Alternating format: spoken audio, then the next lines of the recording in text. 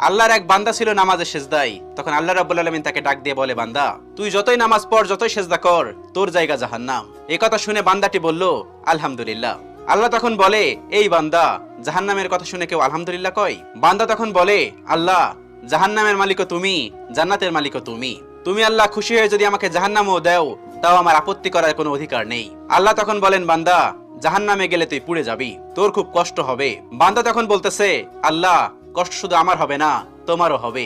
আল্লাহ তখন বলতেছে, বান্দা, তুই পুড়বি জাহান্নামের আগুনে, আমার কষ্ট হবে কেন? বান্দা তখন বলে, আল্লাহ, কোনো মায়ের কোল থেকে যদি কোনো বাচ্চা পানিতে পড়ে যায়, তাহলে কোনো মাই দূরে দাঁড়িয়ে থাকতে পারে না, দৌড়ে গিয়ে বাচ্চাকে কোলে নেয়। আমার বিশ্বাস, ওই মায়ের চেয়ে কোটি কোটি গুণ দয়া তোমার বেশি। আমাকে জাহান্নাম দিলে তুমিও আল্লাহ শান্তি পাবে না। আল্লাহ তখন বলে, বান্দা, এই দলিল তুই কই পাইলি? বান্দা তখন বলে, আল্লাহ, আমাদের জাতির পিতা ইব্রাহিম আলাইহিস সালাম তোমার প্রেম মুখে নিয়ে যখন নমরুদের আগুনে পড়ে গেল, তার আগেই তুমি বলে দিলে